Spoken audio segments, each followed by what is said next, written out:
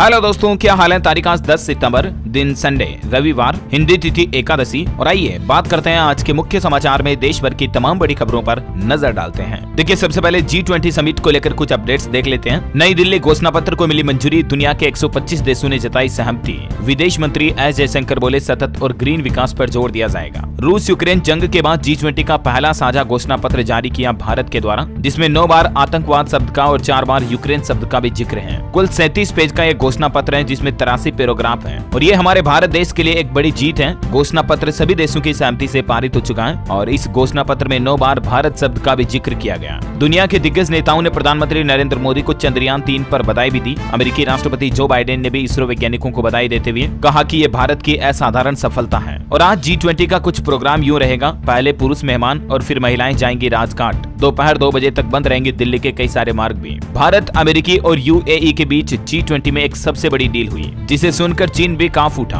दरअसल भारत के साथ इकोनॉमिक कॉरिडोर बनाएंगे यूरोप और मिडिल ईस्ट। ये चीन को सीधा मुंहतोड़ जवाब है। अमेरिकी राष्ट्रपति जो बाइडेन ने भी भारत के इस प्लान को गेम चेंजर बताया और पीएम मोदी का शुक्रिया कहा। प्रधानमंत्री नरेंद्र मोदी ने G20 समिट में Bharat middle east Europe corridor को लॉन्च करने की घोषणा कर दी है। इससे दुनिया की कनेक्टिविटी बढ़ेगी और सतत विकास को एक नई दिशा मिलेगी। देखिए, आप G20 में ऐतिहासिक फैसला लिया गया भारत के द्वारा। अब भारत से दुबई होते हुए यूरोपियन कंट्रीज के बीच रेल कॉरिडोर बनाया जाएगा, यानी कि रेलवे मार्ग के जरिए दुनिया के इन बड़े देशों को कनेक्ट किया जाएगा। ये प्लान है भारत का और G20 समिट में इस इकोनॉमिक कॉरिडोर को बनाने की मंजूरी भी मिल चुकी है। भारत, US, अमेरिका समेत दुनिया के 8 देश इस प्लान में शामिल होंगे। प्रधानमंत्री नरेंद्र मोदी बोले कि ये एक बड़ा ऐतिहासिक फैसला है और अमेरिकी राष्ट्रपति जो बाइडेन के साथ मिलकर पीएम मोदी ने एक नया प्लान भी बनाया है, जिसके चलते हमारे देश में बैटरी से लेकर सोलर पैनल तक की कीमतें कम होगी। वहीं G20 समिट में क्रिप्टो करेंसी पर भी एक बड़ा फैसला लिया गया और दोस्तों, बिटकॉइन, इथेरियम जैसी क्रिप्टो करेंसी पर भी वैश्विक कानून बनाने पर सहमति बनी। इतना ही नहीं, 5G इंटरनेट के बाद अब 6G को लेकर भी अमेरिका और भारत के बीच एक साझेदारी हुई है। MOU पर साइन किए गए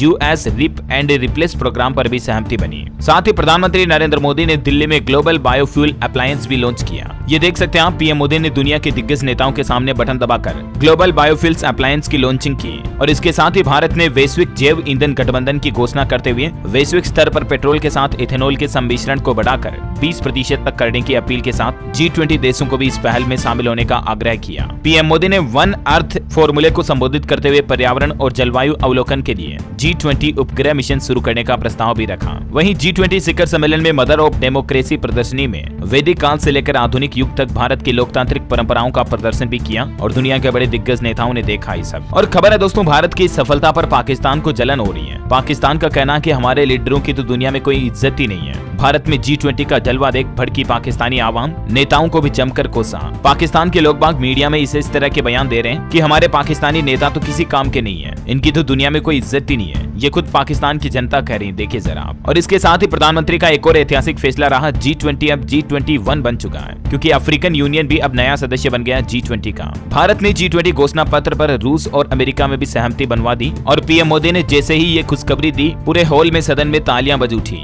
यूक्रेन जंग के चलते मुश्किलें थी, पीएम मोदी ने कहा, लेकिन प्रधानमंत्री नरेंद्र मोदी ने अफ्रीकी संघ को भी G20 में शामिल करने का जैसे ही फैसला लिया और ये घोषणा की, तो अफ्रीकी संघ के अध्यक्ष ने गले लगाकर पीएम मोदी का शुक्रिया कहा। ये देख सकते हैं आप तस्वीरें भी। और फिर शाम के समय विदेशी मेहमानों के लिए राष्ट्रपति द्रौपदी मुर्मू ने शाकाहारी डिनर का आयोजन रखा, जिसमें कश्मीरी कहवा और दार्जिलिंग चाय वगैरह भी शामिल हुई। राष्ट्रपति द्रौपदी मुर्मू के डिनर में अमेरिकी राष्ट्रपति जो बाइडेन समेत दुनिया भर के 300 मेहमान शामिल थे। चांदी के बर्तनों में मेहमानों ने खाना खाया। G20 के गाला डिनर में भारतीय व्यंजनों की पूरी लिस्ट थी। खाना खाने के बाद दुनिया के सभी दिग्गज नेताओं ने पीएम मोदी समेत राष्ट्रपति मुर्मू का भी धन्यवाद अदा किया। ये कुछ तस्वीरें आप देख सकते हैं। पीएम मोदी ने कोणार्क चक्र के सामने मेहमानों का स्वागत किया। ब्रिटिश प्रधानमंत्री ऋषि सुनक की पत्नी अक्षता ने बच्चों के साथ फुटबॉल भी खेली। भारत में वर्ल्ड लीडर्स के कुछ रोचक मोमेंट्स की तस्वीरें आप स्क्रीन पर देख सकते हैं। और दोस्तों, इस G20 समिट में एक अनोखी बात देखने को मिली, आपने भी नोटिस की होगी। G20 में पीएम मोदी के संबोधन की नेम प्लेट पर इंडिया नहीं बल्कि इस बार भारत लिखा हुआ था, जबकि पिछले साल इंडोनेशिया में जो समिट हुआ G20 उसमें इंडिया लिखा था, लेकिन इस बार इसकी जगह भारत लिखा हुआ है। ये तस्वीर में आप खुद देख सकते हैं, है ना। और वहीं आज ब्रिटेन के प्रधानमंत्री ऋषि सुनक अक्षरधाम मंदिर जाएंगे, पत्नी अक्षता के साथ यहाँ पूजा अर्चना भी करेंगे।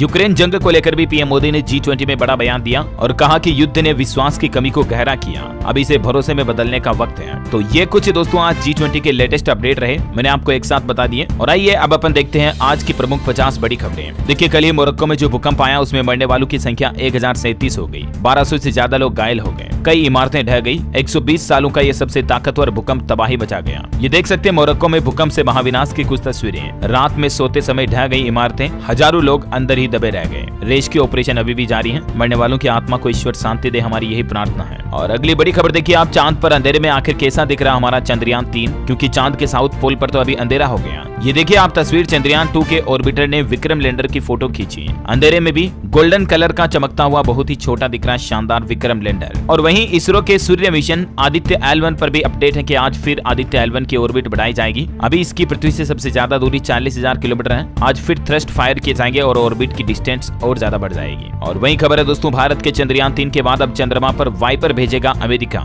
जो कि प्रज्ञान की तरह मून वॉक करेगा। अच्छा, अगली बड़ी खबर देखिए दोस्तों, 250 रुपए से 10 रुपए किलो पर आ गए टमाटर के भाव। अब किसान भाई लोगों को सही दाम ना मिलने से किसान सड़कों पर फेंक रहे टमाटर को। कहा कि हमारी लागत और मजदूरी भी नहीं निकल रही। ये देखिए वक्त कितना जल्दी बदलता है। अभी कुछ ही दिनों पहले टमाटर के रेट कितने महंगे थे और अभी देख लीजिए देश के ज्यादातर जगहों पर 10, 20, 30 रुपए किलो तक बिक रहे टमाटर। और वहीं दोस्तों राम मंदिर निर्माण पर भी अपडेट आ रहा। देखिए आप, राम मंदिर में अगले साल 22 जनवरी 2024 को विराजेंगे रामलला। तारीख की घोषणा हो चुकी है। प्रधानमंत्री नरेंद्र मोदी को भी G20 के दौरान ही न्योता भेजा गया राम मंदिर के प्राण प्रतिष्ठा में शामिल होने का। और इसी साल दिसंबर तक काम पूरा करने का निर्देश भी जारी कर दिया उत्तर प्रदेश की योगी सरकार ने। प्लान तो कुछ ऐसा है दोस्तों कि रामलला की प्राण प्रतिष्ठा में 10 करोड़ परिवारों को जोड़ने की योजना बनाई जा रही है और देश भर के 5 लाख मंदिरों में लाइव प्रसारण किया जाएगा प्रभु श्री राम के प्राण प्रतिष्ठा के आयोजन का, है ना। और बैंकिंग न्यूज से बड़ी खबर देखिए, भारतीय स्टेट बैंक SBI ने ग्राहकों को दी नई सुविधा, national first transit card launch किया है SBI की तरफ से। और इस कार्ड पर ग्राहकों को कई तरह के फायदे मिलेंगे। SBI का कहना है कि ये कार्ड देश के विकास करने में काफी मदद करेगा। वो कैसे? तो इस कार्ड का इस्तेमाल मेट्रो कार्ड, बस और पार्किंग जैसे कई जगहों पर डिजिटल टिकटिंग के पेमेंट के लिए आप इस्तेमाल कर पाएंगे। ट्रांसपोर्ट के लिए भी इस कार्ड का इस्तेमाल कर सकते हैं। तो दोस्तों SBI का कहना है कि इस कार्ड के जरिए ग्राहकों को रोजमर्रा की जिंदगी में काफी समय बचेगा। कई लोगों को टिकट लेने के लिए लंबी लाइन में लगना पड़ता था, लेकिन अब इस कार्ड के जरिए आसानी से आप डिजिटल तौर पर टिकट वगैरह खरीद पाएंगे, है ना। और वहीं टेक्नोलॉजी से बड़ी खबर देखिए आप, 4 अक्टूबर को अगले महीने made by Google global event का आयोजन होगा, जिसमें गूगल कंपनी 2 स्मार्टफोन और पिक्सल वॉच 2 भी लॉन्च करेगी। भारत में एक दिन बाद कर सकेंगे प्री ऑर्डर। बड़ी खबर है, बिजनेसमैन उद्योगपति आसनीर ग्रोवर के सवाल पर इनकम टैक्स डिपार्टमेंट ने जवाब दिया। स्टार्टअप इन्वेस्टर से पर्सनल ITR की डिटेल मांग सकता है डिपार्टमेंट। अच्छा, अगली बड़ी खबर देखिए दोस्तों, राजस्थान राज्य में 13-14 सितंबर को बंद रहेंगे पेट्रोल पंप। संचालक बोले कि सरकार ने वेट कम नहीं किया तो 15 सितंबर से अनिश्चितकालीन हड़ताल कर देंगे। दरअसल राजस्थान के पेट्रोलियम डीलर एसोसिएशन की तरफ से राजस्थान की अशोक गहलोत सरकार के खिलाफ प्रदेश भर में 13-14 सितंबर को पेट्रोल पंप बंद रखने का ऐलान किया। सुबह 10 से लेकर शाम को 6-7 बजे तक तकरीबन प्रदेश के 7,000 से भी ज्यादा पेट्रोल पंप बंद रहेंगे और ये चेतावनी भी दी है ना। और वहीं देखिए बड़ी खबर, LIC पॉलिसी धारकों के लिए बड़ी अच्छी खुशखबरी आई है। दरअसल LIC यानी life insurance corporation of India Bharatiya Jeevan बीमा निगम की तरफ से देश भर के LIC कस्टमर्स के लिए बड़ी घोषणा की है। एक स्पेशल कैंपेन लॉन्च किया जिसके तहत आप अपनी बंद हो चुकी LIC पॉलिसी को फिर से चालू कर सकते हैं। लैप्स पॉलिसीज को चालू करने का मौका दिया इस बार LIC ने। ये कैंपेन सितंबर महीने से शुरू हो चुका है और ऐसे में आप इस महीने तक अपनी बंद पड़ी LIC पॉलिसी को वापस चालू करा सकते हैं और बाकी बची प्रीमियम को फिर से भर सकते हैं। इस दौरान प्रीमियम की पेनल्टी वगैरह पर आपको काफी छूट दी जाएगी, है ना। और अगली बड़ी खबर देखिए दोस्तों, बैंक ऑफ बड़ौदा की तरफ से भी एक नई सुविधा शुरू की गई है। अब 6000 ATM में UPI का इस्तेमाल करके आप पेमेंट निकाल पाएंगे। मतलब ATM मशीन पर QR कोड स्कैन करके आप अपनी बैंक ऑफ बड़ौदा के देश भर के 6000 से भी ज्यादा ATM पर UPI ATM सुविधा शुरू कर दी गई है। National payments corporation of India के साथ मिलकर BOB ने यह नई फैसिलिटी शुरू की है। तो ग्राहक अब अपने मोबाइल फोन से स्कैन करके सिंपली पैसे निकाल पाएंगे, आपके पास ATM कार्ड नहीं भी है तो भी, है ना। और खबरों में आगे बढ़े दोस्तों, इससे पहले आज के मौसम समाचार पर नजर डाल लेते हैं। और एक छोटी सी रिक्वेस्ट आपसे ये भी है कि अगर आपने DLS न्यूज चैनल को अभी तक भी सब्सक्राइब नहीं किया ना, तो सब्सक्राइब करके बेल आइकन दबा देना और इस वीडियो पर एक छोटा सा लाइक भी कर देना अगर आपका दिल करे तो। चलिए मौसम की बात करें तो उत्तर प्रदेश, मध्य प्रदेश समेत देश के 18 राज्यों में भारी बारिश की संभावना है। मानसून खत्म होने में अभी 21 दिन बाकी है। अब तक देश में 11% कम बारिश हुई इस साल। हरियाणा के 10 शहरों में बारिश का अलर्ट, हल्की से मध्यम बारिश के आसार, तेज हवाएं भी चलेगी। हिमाचल प्रदेश में 6 दिन कम बारिश होगी, उसके बाद मानसून फिर से एक्टिव हो सकता है। मध्य प्रदेश में भोपाल में गरज चमक के साथ तेज बारिश हुई। नर्मदापुरम में 3.5 इंच पानी बरसा। MP के 21 जिले तरबतर हैं और अभी भी आज भी अति भारी बारिश का अलर्ट है। मध्य प्रदेश के 50 से भी ज्यादा इलाकों में जल भराव की समस्या भी हुई। बिहार में देखिए पटना, छपरा समेत 10 जिलों में झमाझम बारिश देखी जा रही। 31 जिलों के लिए बिहार में अभी भी अलर्ट जारी है। उत्तर प्रदेश अयोध्या में झमाझम बारिश हुई और यूपी के 36 जिलों में बारिश की और बिजली गिरने की चेतावनी है। सावधान रहे, अगले 5 दिन मौसम ऐसा ही रहने वाला है। यूपी के प्रतापगढ़ में देखिए आकाशीय बिजली गिरने से कल ही 2 लोगों की जान चली गई। और छत्तीसगढ़ का मानसून अपडेट अपडेट कहता है रायपुर समेत कई जिलों में बरसेगा पानी। उत्तराखंड में दून समेत 4 जिलों में भारी बारिश की संभावना, मौसम विभाग की तरफ से अलर्ट जारी किया है। और स्काईमेट वेदर की रिपोर्ट के मुताबिक अगले 24 घंटों के दौरान देश में मौसम की संभावित गतिविधि क्या रहने वाली है, जिसकी जानकारी भी आप स्क्रीन पर देख सकते हैं, है ना। और चलिए मौसम के बाद कुछ और महत्वपूर्ण खबरें देख लेते हैं। देखिए बड़ी खबर, देश भर में खोले जाएंगे 300 कॉल सेंटर। बीजेपी की तरफ से 2024 में कमल खिलाने का ये मेगा प्लान बनाया गया है। लोकसभा चुनाव प्रचार प्रसार के मद्देनजर ये कॉल सेंटर खोले जाएंगे। और दोस्तों G20 में भारत की इस बड़ी उपलब्धता को भी बताया गया कि KYC की लागत 10 रुपए प्रति ग्राहक से घटकर 5 रुपए हुई। अब 2000 की जगह सिर्फ 8 रुपए खर्च होते हैं। दरअसल हमारे देश में बैंकिंग और गैर बैंकिंग संस्थानों में KYC को लेकर जो सरकार ने नया सिस्टम शुरू किया है, इसके चलते काफी लोगों को फायदे हो रहे हैं, खर्चे भी काफी कम हुए हैं। इस बारे में भी G20 के विदेशी मेहमानों को अवगत कराया गया। और वहीं खबर है कि स्वास्थ्य सेवाओं का दायरा बढ़ाने में भी मदद करेगा अब भारत। भारतीय अस्पताल दुनिया के दूसरे देशों में भी होंगे स्थापित। G20 में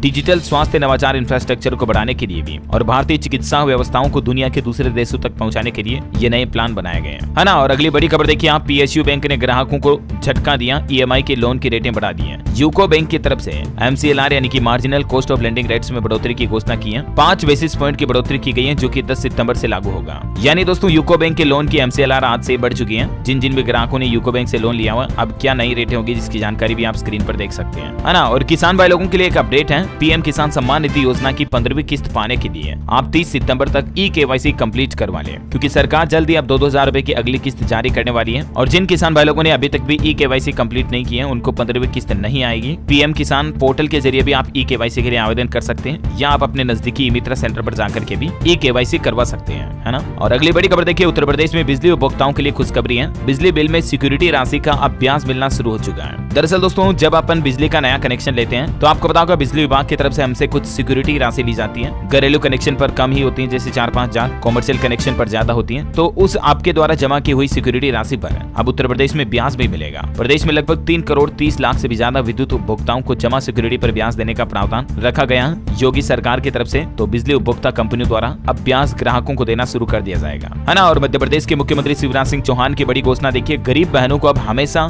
MP राज्य में 450 रुपए में मिलेगा गैस सिलेंडर। और मुख्यमंत्री शिवराज सिंह चौहान जी के द्वारा एक और बड़ी घोषणा कर दी है, अब 12वीं क्लास में 60% अंक लाने वाले स्टूडेंट्स को लैपटॉप दिए जाएंगे और हर स्कूल में 3 स्कूटी भी दी जाएगी। अगले साल से 12वीं में टॉप 3 पोजीशन पर आने वाले स्टूडेंट्स को ये स्कूटी दी जाएगी। इसके अलावा देखिए मध्य प्रदेश में हेल्थ एजुकेशन सेक्टर में 450 के लगभग नए पद भरे जाएंगे। MP की शिवराज कैबिनेट बैठक में लाडली बहना आवास को भी मंजूरी दी गई और अतिथि शिक्षकों का मानदेय डबल करने की भी घोषणा कर दी है। ये कुछ बड़े फैसले लिए गए कैबिनेट बैठक में। इसके अलावा भी देखिए मध्य प्रदेश में 1.25 करोड़ महिलाओं को आज बड़ी सौगात मिलने जा रही, खाते में आएंगे 1-1 हजार रुपए। दरअसल मध्य प्रदेश सरकार महिलाओं के लिए आज 10 सितंबर को लाडली बहना योजना की 3री किस्त जारी करेगी और इसके तहत महिलाओं के बैंक खाते में 1-1 हजार रुपए की धनराशि पहुंचाई जाएगी। और इस योजना का फायदा मध्य प्रदेश की 23 साल से ज्यादा उम्र की महिलाओं को मिलेगा, है ना। और वही खबर है दोस्तों, 600 किलोमीटर दूरी तय करके भोपाल आएंगे मेट्रो के कोच। गुजरात के वडोदरा से होंगे रवाना। 25 सितंबर के बाद कभी भी इनका ट्रायल हो सकता है। मध्य प्रदेश भोपाल मेट्रो को लेकर यह प्लान तैयार किया जा रहा है ना। और अगली बड़ी खबर है, हरियाणा में बीजेपी का अल्पकालीन विस्तारक कार्यक्रम। अगले 4 दिनों तक 4400 युवाओं को दिया जाएगा प्रशिक्षण। 7 दिन फील्ड में उतरेंगे। और एक पेंटिंग देखिए जरा आप, G20 शिखर सम्मेलन में मधुबनी की बनी हुई ये पेंटिंग है। बिहार की शांति देवी ने बनाई चंद्रयान 3 की तस्वीरें। और खास बात तो यह कि इस पेंटिंग को बनाने के लिए प्राकृतिक रंगों का इस्तेमाल किया गया। Amazing right. और वैसे बिहार के कई जिलों में डेंगू का प्रकोप भी काफी ज्यादा बढ़ रहा। देखिए राजधानी पटना में भी DM ने स्कूलों के लिए एडवाइजरी जारी की और कहा कि शिक्षक बच्चों को डेंगू के बारे में अवगत कराएं, बचने के तरीके भी बताएं। देखिए बिहार मुजफ्फरनगर में भी डेंगू के मरीज मामले काफी बढ़ रहे हैं। एक्टिव पेशेंट की संख्या 14 पहुंची। 5 का इलाज जारी, अलर्ट पर स्वास्थ्य विभाग। चलिए अगली बड़ी खबर देखिए आप, 14 सितंबर को छत्तीसगढ़ के रायगढ़ का दौरा करेंगे प्रधानमंत्री नरेंद्र मोदी। 1 लाख लोगों के आने की संभावना है। खुली गाड़ी में सवार होकर जनसभा का आयोजन भी करेंगे। 6 भव्य डोम बनेंगे। पंजाब की भगवंत मान सरकार का एक बड़ा फैसला देखिए, 19 सितंबर को राज्य में सरकारी छुट्टी का ऐलान कर दिया है। जैन समाज के महापर्व संवत्सरी को लेकर भगवंत मान सरकार ने फैसला लिया। ऐसा करने वाला पहला राज्य बन चुका है पंजाब। और वही खबर है, राजस्थान की गहलोत सरकार ने चुनाव से पहले बड़ा फैसला लिया।